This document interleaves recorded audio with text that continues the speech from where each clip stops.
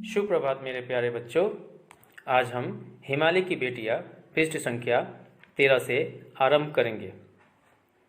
जिन्होंने मैदानों में ही इन नदियों को देखा होगा, उनके ख्याल में शायद ही यह बात आ सके कि बूढ़े हिमालय की गोद में बच्चियां बनकर ये कैसे खेला करती है।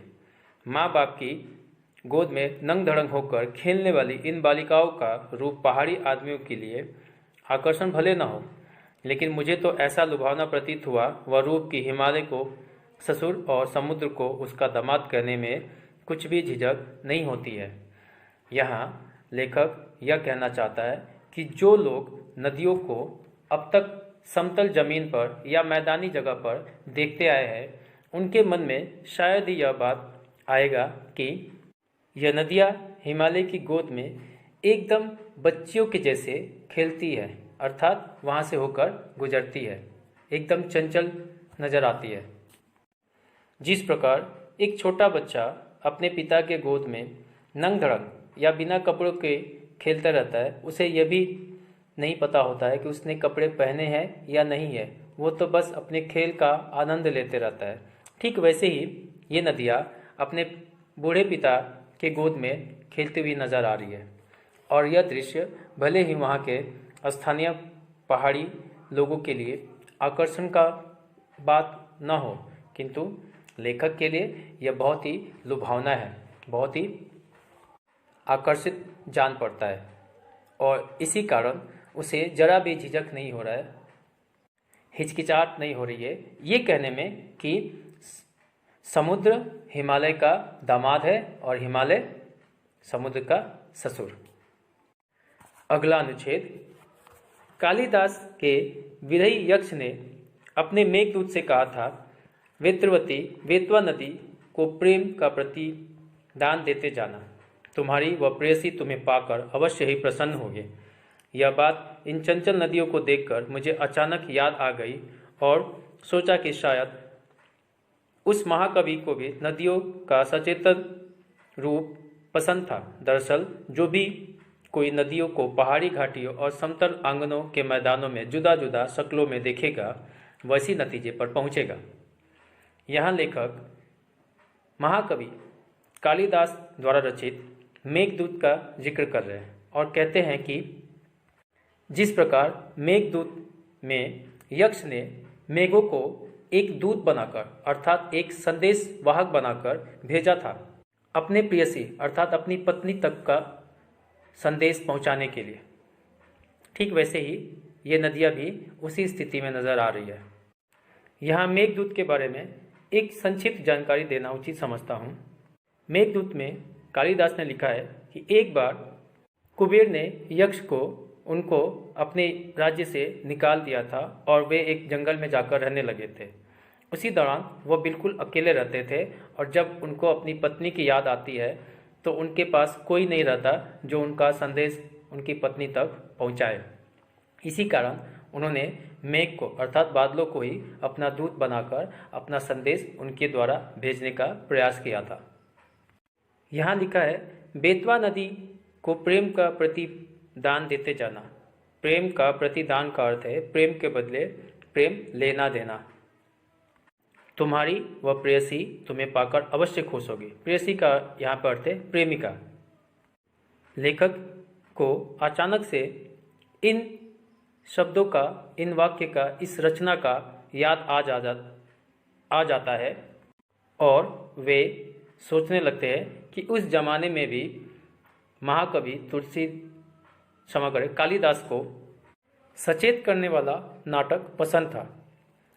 यहाँ लेखक ये भी कहना चाहते हैं कि दरअसल जो कोई व्यक्ति नदियों को अलग अलग स्थानों पर देखेगा, अर्थात पहाड़ी इलाकों में या समतल जमीन पर, वह दोनों को जब अलग अलग या जुदा जुदा रूप में देखेगा, वह इसी नतीजे पर पहुंचेगा। कहने का तात्पर्य यही है कि नदियाँ जब पहाड़ी इलाकों में होती है तो बिल्कुल चंचल नजर आती है, और वही जब मैदानी जगह पर आती है तो बिल्कुल शांत और गंभीर नजर आती है। अगला अनुच्छेद। काका कालेलकर ने नदियों को लोक माता कहा है। किंतु माता बनने से पहले यदि हम इन्हें बेटियों के रूप में देख ले तो क्या हर्ज है। और थोड़ा आगे चलिए, इन्हीं में अगर हम प्रेयसी की भावना करें तो कैसा रहेगा। ममता का एक और भी धागा है जिसे हम इनके साथ जोड़ सकते हैं। बहन का स्थान कितने कवियों ने इन नदियों को दिया है। एक दिन मेरी भी ऐसी भावना हुई थी। थोड़ी तिब्बत की बात है, मन उचट गया था, तबीयत ढीली थी, सतलज के किनारे जाकर बैठ गया। दोपहर का समय था। पैर लटका दिए पानी में। थोड़ी देर उस प्रगतिशील जल ने असर डाला, तन और मन ताज़ा हो गया। तो लगा मैं गुनगुनाने, जय हो सतलज बहन तुम्हारी, लीला अचरज बहन तुम्हारी। हुआ मुदित मन हटा खुमारी, जाओ मैं तुम पर बलिहारी। तुम बेटी या बाप हिमालय, चिंतित पर चुपचाप हिमालय। प्रकृति नटी के चित्रित पट पर अनुपम अद्भुत छाप हिमालय, जय हो सतलज बहन तुम्हारी। यहाँ लेखक ने काका कालेलकर के बारे में जिक्र किया और कहते हैं कि वे नदियों को लोक माता कहते थे। लोक माता अर्थात संसार की माता, क्योंकि नदियों का पानी हम पीने के लिए इस्तेमाल करते हैं और उनकी पानी से हम खेतों की सिंचाई भी करते हैं, जिससे हमें भोजन प्राप्त होता है। और बदले में हम क्या करते हैं, नदियों को दूषित करते हैं। जिस प्रकार एक माँ अपने बच्चे के सारे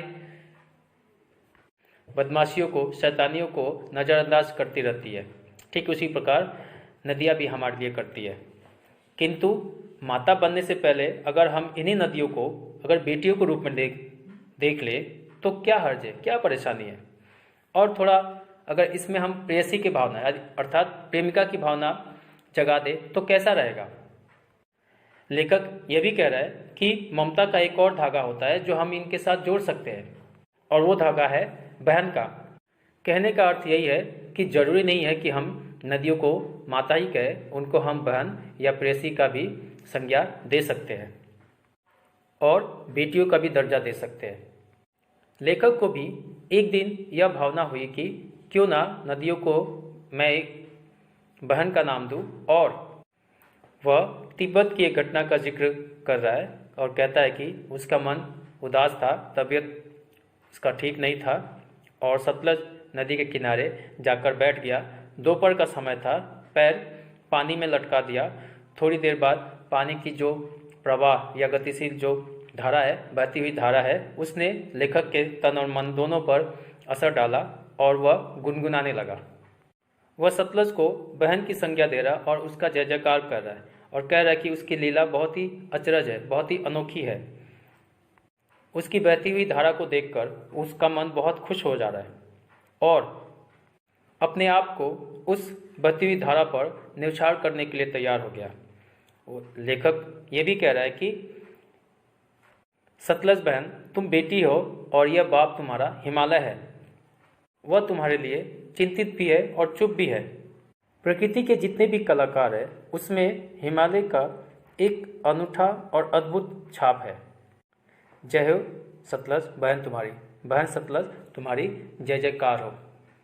मेरे प्यारे बच्चों, कक्षा का समापन होता है। मैं उम्मीद करता हूँ कि जो कुछ भी मैंने समझाया वह सबको अच्छे से समझ में आ गया होगा। सबका दिन शुभ हो। धन्यवाद।